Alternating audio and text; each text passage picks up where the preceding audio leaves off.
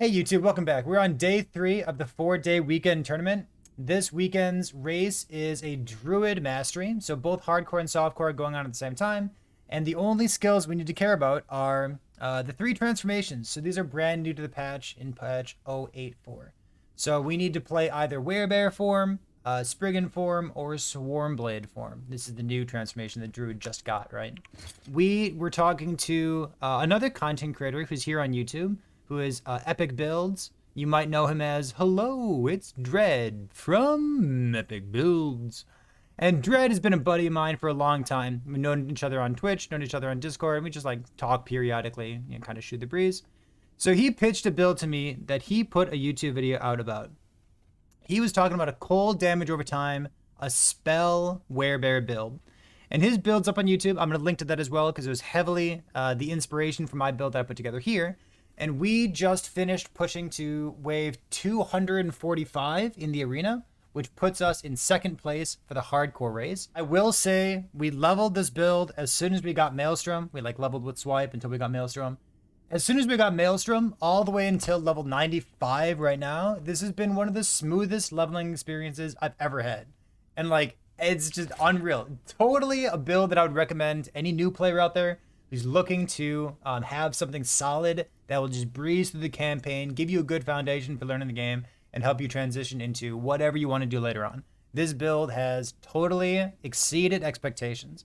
I swapped to using a Bastion of Honor at some point because I'm playing hardcore and I'm playing in a tournament, and I got one. And when you get a Bastion of Honor, you don't say no to it. So I've dropped a bit of damage by doing that, but for you, I would recommend using a staff, getting as much damage as possible. You'd probably use the staff that has +1 elemental skills as a prefix, whichever one that one is, and then getting as much LA damage over time and spell damage as possible.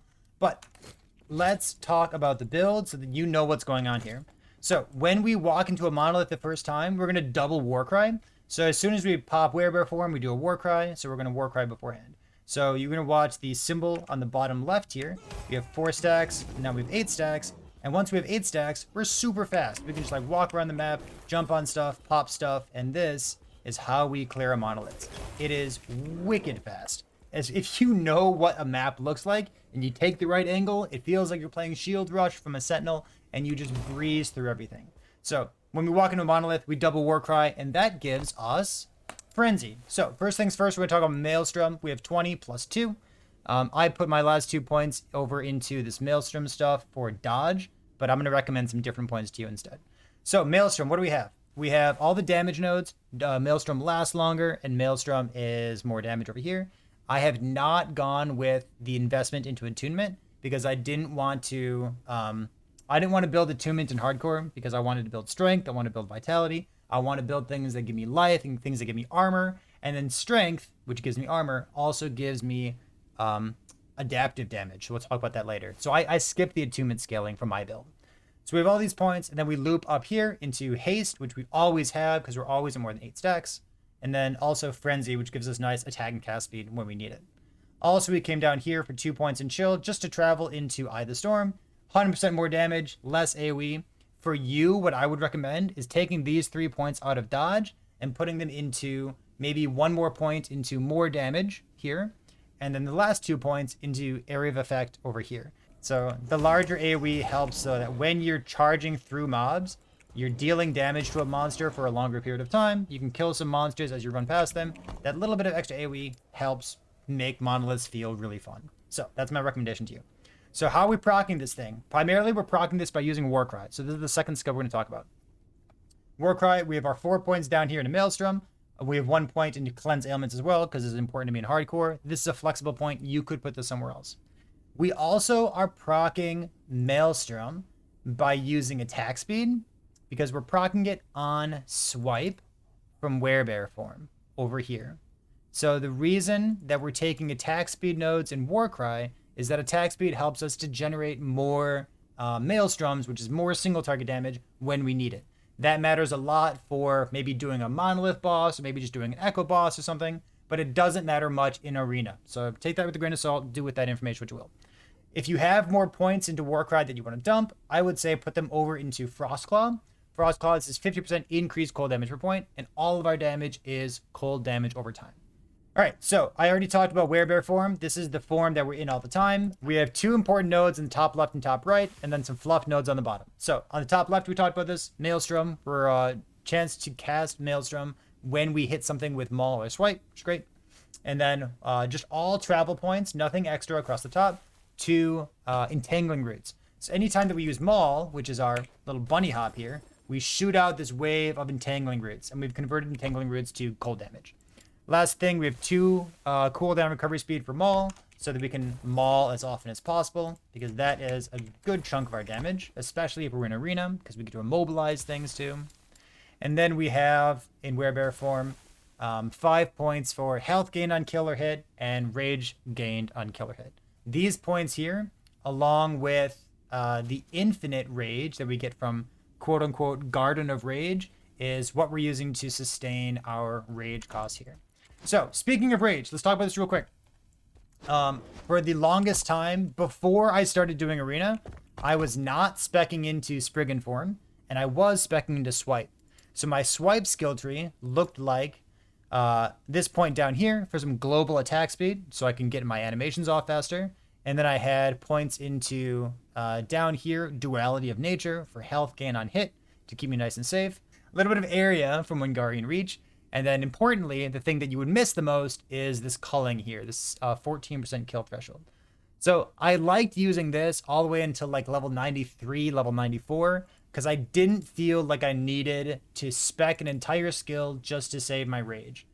However, when I was in Arena, I wanted to be able to use Maul as often as possible and not ever care about my rage costs. Because you see, if my rage is too low, my Entangling Roots doesn't actually go up. So I need to make sure that when I'm in Arena, when I'm kiting monsters, when I'm trying to keep them away from me but still deal damage to them, I need my rage to be consistently high, which is why I ended up dropping Swipe and using Spriggan form instead. If you're not in Arena, you probably do not need this much rage. You can just rely on the rage on kill that you get from werebear form. You don't really need to do this. But as long as we're here, let's talk about it. We have the vines that are going to be generated in Entangling Roots. We'll get there in a second. We're generating vines, and then those vines, even though we're not in Spriggan form, they give us rage per second. So that's basically why we're here. And then the rest of the nodes, we just kind of filled in what else is there. So the vines, we can make them deal cold damage. We can make the vines shoot projectiles instead of being melee. And then we give them a little bit of health, a little bit of damage, a little bit of damage over here. And then whenever we kill something, we have a chance for them to make more vines, to give us more rage, to give us more stuff. So in Arena, this is nice because they're just more things that the enemies attack, and having things to distract the enemies feels good. Okay, the last skill is Entangling Roots. When I swapped over to doing the rage setup with vines, I really wanted to get +2, so level 22 Entangling Roots. Before I did the rage setup, I did not feel the need to get +2, so your mileage may vary, take that into consideration. My points here are coming all the way around the bottom for my more damage. I have immobilization, so every time that we immobilize enemies take damage over time while they're immobilized, so they're taking more damage if we spec more points into this. We have more damage here, and then we have a ramping damage component here as well. I think these 4 points are excellent. If I had another point, I would put another point here. You can do the math if you'd like to. Just make sure that you are calculating the 1.5 seconds with the increased duration here. It's up to you. This puts it into a circle while we are pounding the ground. So we have a big circle expanding around our character. We have we skip the cooldown on this. It says cooldown plus 4 seconds, but that doesn't matter for us. Our cooldown here is 2.9, and you can see that any time that we jump, we're going to be shooting off our vines. We're going to be shooting off the Entangling Roots as long as we have the rage that I just talked to you about. So when I swapped over Spriggan form to use to be a rage generator, I needed to find 5 points, which is why I needed the 20 plus 2, 22. I needed 5 points to go 1, 2, 3, 4, 5. So this point doesn't matter, this point doesn't matter, this point does. So seeds that we plant here could create vines. The vines give us rage here, and it starts to feel like a really synergistic build. I don't think there's a single skill that I talked about that didn't have me clicking on something else, just so we could understand the entire build. What might be interesting to you in the base mastery tree is we have 5 points in Tempest Bond. Normally you wouldn't be taking these points. Normally you'd be taking spell damage over here, but we always have a minion because we always have vines that are planted by us jumping around. So as long as we have these vines, you'll see the vines up here, and that counts for the damage here. So these points are good for us. In Beastmaster, we have a couple points for Aspect of the Boar because we're boring and we're playing hardcore. No points in Shaman because we're not going to worry about casting a Thorn Totem on hit. We've neglected to take any points there because I'm kind of point starved anyways. So I didn't want to worry about things like this. In Druid form, we've got a lot of good stuff. We have some attunement. So anytime that you see attunement, remember that we have these nodes here with Harmonious Vision, Harmonious Wisdom. So we're getting crit avoid per attunement because we put 8 points here. So if you take a look, we have how many points? Attunement 41 of our crit avoid, which we're just capped here. 41 of our attunement is coming from 41 of our crit avoid is coming from attunement on our gear, on our skill tree, and stuff like this. Strength is 1 adaptive damage per point. I neglected to show you that. Let me show you that right now. Strength in werebear form, we have this point right here. You gain additional spell damage per point of strength while in werebear form. So that 1 spell damage per strength is why we're happy to put points into strength right here. 3 adaptive damage. This is also armor. It's just good stuff. We have a whole bunch of cold penetration, 24. This is one of the payoffs for turning all of our damage into cold damage. We have penetration here. We also have penetration up here. If we didn't have all this penetration in the Druid Mastery, we could turn Maelstrom into physical damage and maintain Entangling Roots as physical damage, because then we could scale physical damage, and maybe that'd be fun.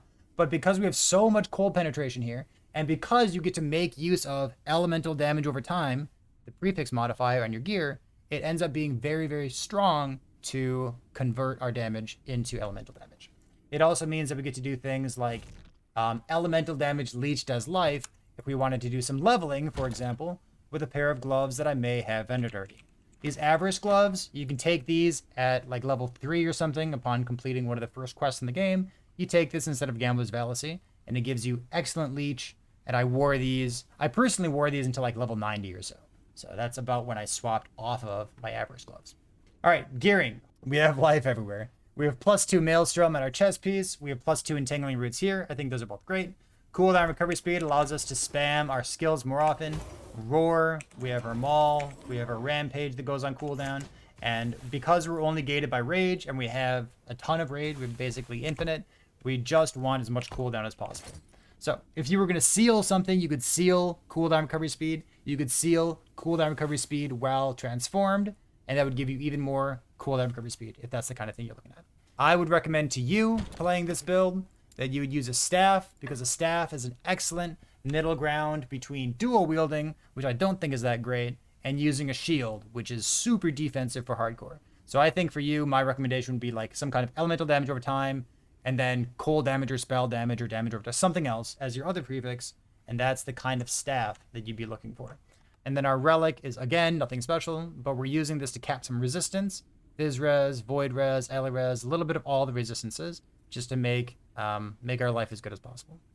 So the last thing that I will say is legendary items just came out this patch, and I was lucky enough to get something like this. Before I was using my legendary item, I was using this. So this is elemental damage over time with spell damage, some fire res, some void res, maybe some health on it. This is the kind of amulet that you would want to use. But fortunately, I got a bleeding heart, and I was able to turn it into legendary. I guess it dropped with 2 LP. But I was able to turn my 2 LP bleeding heart into something that is super cool. 123 elemental damage over time. So it's just tier 5 roll. We smacked it together, and we were able to do this in the lowest level, the tier 1 dungeon, because bleeding heart is a very low level unique. So this thing, along with the blessing from Raye, means that we have 3.9 plus 6.2. So we have over 10% of our damage is leeched as health. And that's not damage on hit. That's all of our damage. All of our damage over time stuff is leeched. And it makes this build feel super good.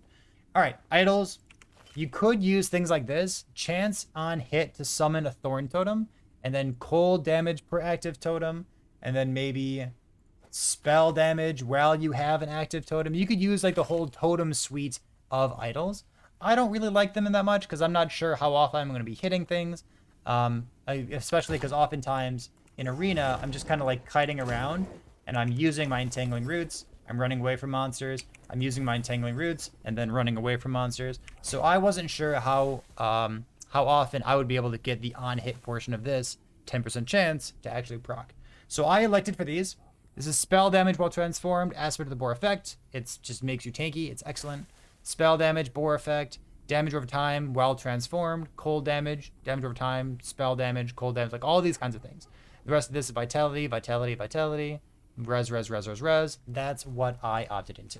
So this build has been phenomenal. I'm going to leave a link to Dread's video in the description of this one here. And again, if you have any questions for me, you can always drop those in the comment section of this YouTube video, or you can drop by Twitch, you can drop by Discord, and those will be in the description as well. So as always, thanks for being here. We'll see you next time.